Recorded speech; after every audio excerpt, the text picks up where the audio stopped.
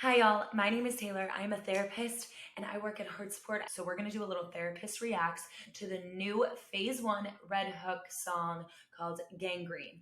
What that means is we're going to listen to the song together for the first time and then talk about how the lyrics relate to mental health and hopefully use them to inspire positive change and new perspective in your life. So, let's go.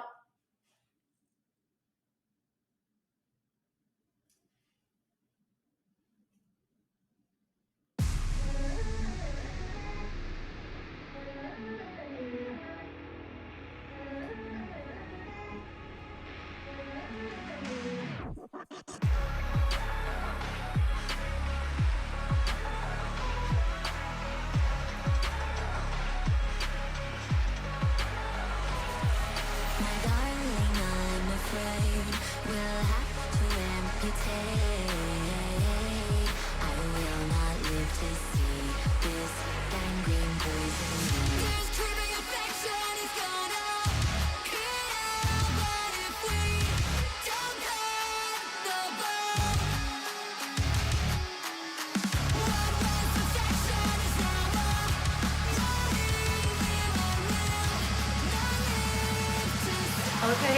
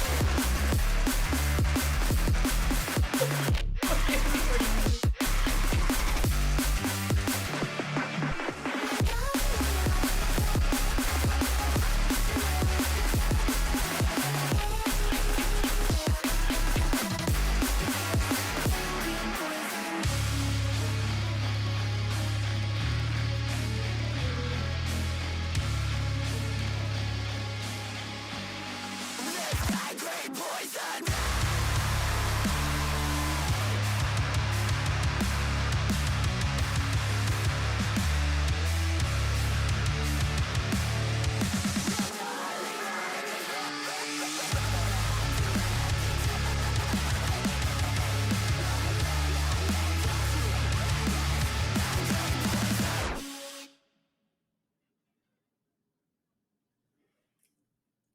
What? What? You guys, okay. Okay. Whew. Wow. Well, that was so good. And also, like, this whole song is just about mental health. I think it's all just a metaphor for mental health. I could be wrong, but like, let's get into it. This creeping infection is going to hit our blood if we don't cut the bone. My darling, I'm afraid we'll have to amputate. I will not live to see this gangrene poison me. This is so good because it's a beautiful analogy for how our poisonous negative thoughts can actually spiral into really big problems like depression, anxiety, low self worth. So, what starts is one piece of poisonous thought or one poisonous word that was spoken to us actually has the power to multiply and to harm us and poison us if we don't cut it off before it can really impact us and get to our bloodstream. So we need to, in a way, amputate these thoughts so that they can't continue to harm us. For example, if a child is in school and they're bullied and a bully says to them something like, no one likes you, no one wants to hang out with you. That is one poisonous experience and thought. Now, especially when you're a kid and you hear these things, you don't have the skills or the knowledge or experience to really combat these thoughts. So they often just kind of continue to live inside you. And then another poisonous thought or experience happens, and it just kind of multiplies on top of each other.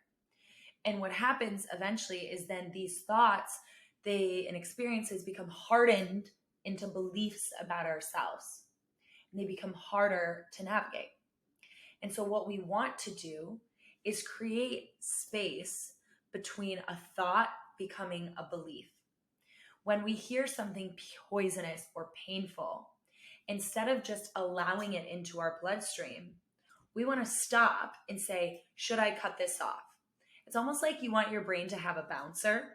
And when something comes in, instead of the bouncer saying like, who do you know here? Like, give me your ID.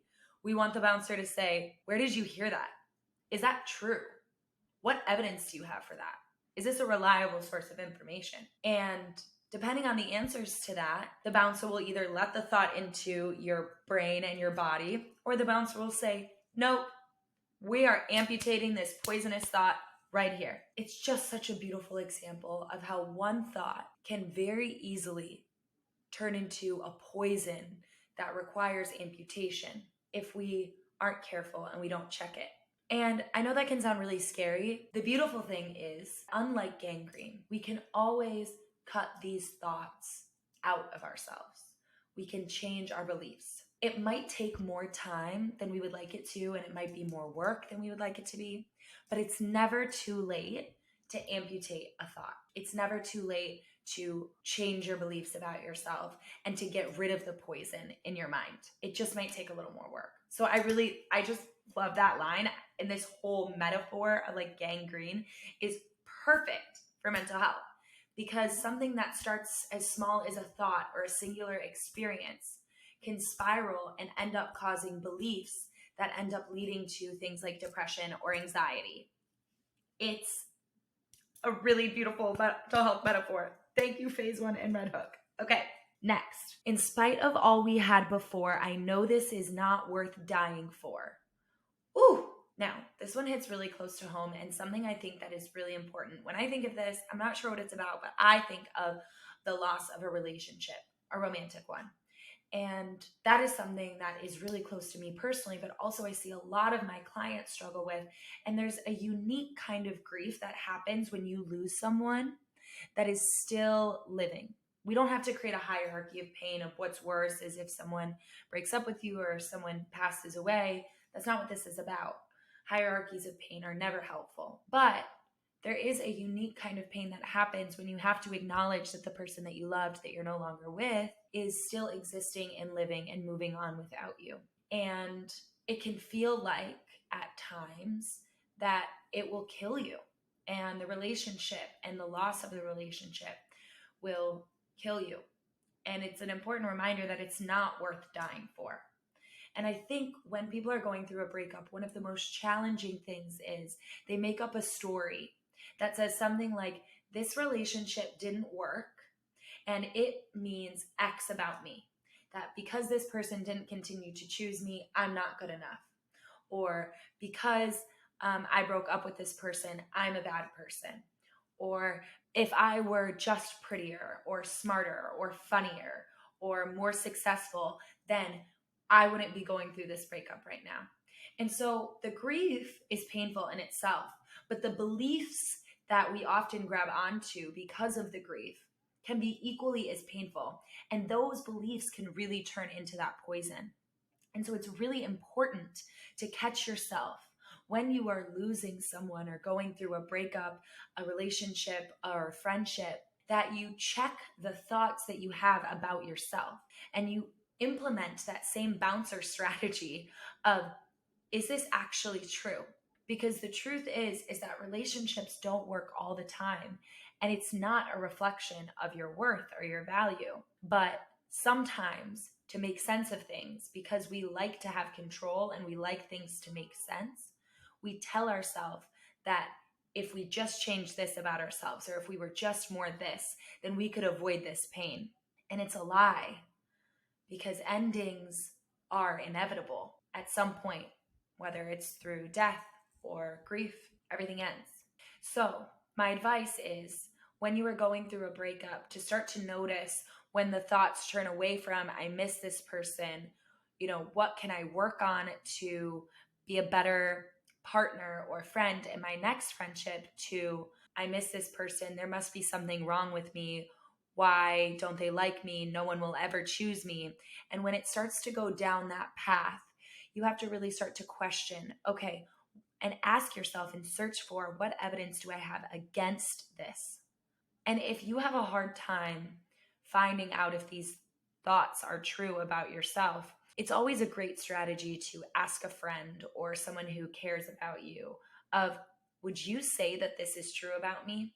That I'm not worth it, or I'll never find love in a relationship, or any of those things? Because they can help you see yourself more accurately than you can. When you're going through something difficult and painful like a breakup, you put on your pain glasses. And when you put those pain glasses on, it makes you see the world and yourself a little bit differently and often inaccurately. Because you're hurting, you look for reasons to explain your hurt, often to the detriment of your own self-esteem. So we have to try to stop that pattern. Okay, you guys, I'm obsessed with this song, Gangrene by PhaseOne and RedHook. Listen to it. If you are going through anything difficult or you can relate to anything I shared, please tag @HeartSupport in the comments and share your struggles, and we will provide support and encouragement. I love you. Have a good day.